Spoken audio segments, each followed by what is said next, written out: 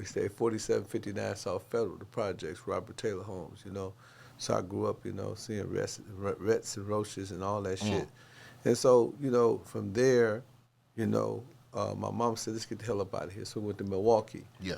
And that's why they call me the Milwaukee legend. You know, they call it Milwaukee. I call it Pewaukee because I put so much P down in the town. You know what I'm saying? Yeah. So you know, I call it Pewaukee. But so after that, I ended up going to jail again. You know, I did some dumbass shit. I cashed a check that wasn't even on my name, so you know I had to be illiterate, right? Yeah. So you know, I mean, you know, how old was you then? I was 14 still. Damn, kid. Yeah, so I ended up going to reformatory school because you know the feds had to send me to Wales, which was a state joint, but I had a federal case. So I went there, and that's why I just learned to be a better criminal, and I just met all these niggas that want some bullshit like me. And they was talking about the pimping and shit, you know, so I had a little appetite for the pimping, so I could come home. And then, you know, one of my partners, you know, that I used to rob banks with and, you know, rob jewelry stores, he ended up getting in the game. Yeah. So he had 3 bitches, right? Yeah. So this I'm speeding up to when I'm 16. So I said, man, give me one of them bitches. He said, which one you want? I said, I want the one that's light bright, you know, with the pussy candy stripe. You know what I'm saying? I mean, the almighty, you know what I'm saying? Yeah. Close to the whitey, right? Yeah. So he said, oh, you like light bitches? I said, yeah, I like them light and bright. So he gave me the light bitch. Her name was Dirty Red. That was... I talk about her in my book. That's how my career got started. She taught me a lot about the game. That was your first girl. And then I said, this bitch ain't getting enough money. It was too slow. I was like, you like a motherfucking a Cadillac or something. I said, I'm like a Benz. I go 250 on the dash, right? So I was mashing for my ration on the dashing, you know what I'm saying? Yeah. So she, you know, wasn't getting enough money, so I ended up going to jail, kept robbing banks, doing dumb shit. So long and short, I ended up in the federal joint. You know what I'm saying? When I came home. How long? I did 5.5 in the feds. Okay. But I did some state time. I'm skipping that, right? You know, I did 3.5 in the state too. You know, so now here I am. You know, I'm out. You know what I'm saying? My nigga give me some work. You know what I'm saying? So I got some work right quick, and that got me in the game. You know what I'm saying? But that was not what I wanted to do because I was reading all these books. Because you know, when I was in the state joint, my dude gave me the book Iceberg Slim. I read it. And I couldn't really read at the time. So that's how I really started getting into books and learn how to read. And I ended up going to college. You know what I'm saying? I made the dean list. So, you know, it was a great experience.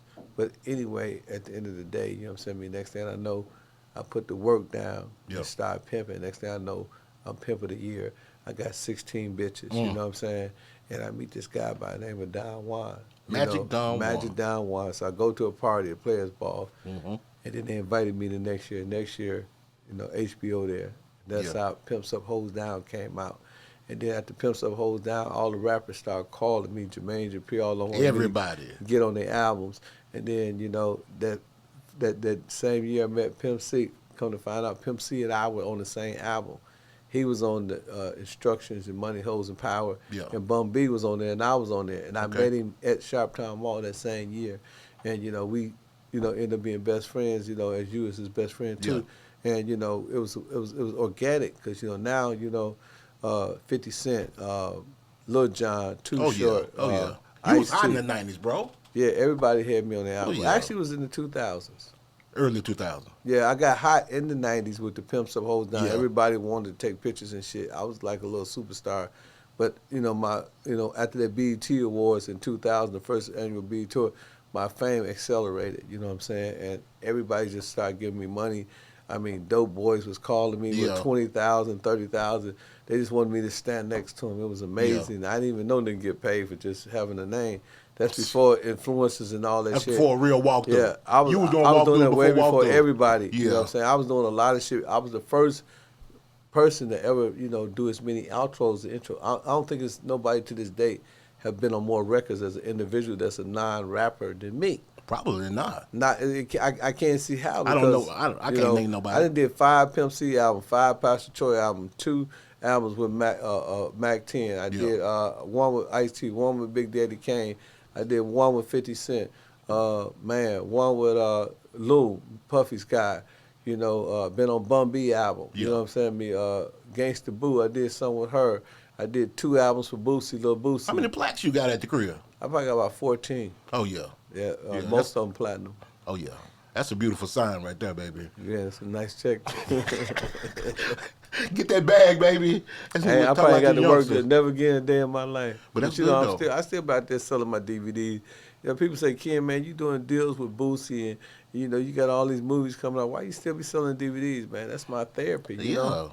That's my therapy. You connect with the people like that. Yeah, I mean. Hand to hand. And it's like I'm selling flyers. I tell niggas, my information is on there. You used to have a store out here in Dallas. Yeah, at Big T Bazaars. Yeah, I had the House of Game. Yeah. Now, I bought the book Pimpology. I got that at the house. Yeah, that's a classic. It's a classic. If y'all ain't got that Pimpology book, you're fucking missing out, man. You know, it's crazy that you mentioned the book because, Bobo, I talked to my people at there because I was trying to buy the rights to the book. They said, we're not giving this motherfucker Schuster. up. Yeah, Simon Schuster. They said, nigga, you at your 20th printing. Most people don't get at their 5 printing. You know, that's a classic. This the 20th print, you know what I mean, that they had to reprint the book. How was it with them? With Schuster? That's what these book deals is all about. Was it a smooth Well, you ride? know, they first offered me $25,000. I said, man, that won't even pay for the front end clip on my Benz. Yeah. So they was like, this nigga talking plenty of shit. So 5 years later, they came back, offered me $250,000. You know, we made it happen. You know what I'm saying? And now, you know, I done made so much money off that book, it ain't funny. No, I'ma get some game tuned in, was super tight, yeah. I get the low from Big Bobo, from the front seat, not no photos.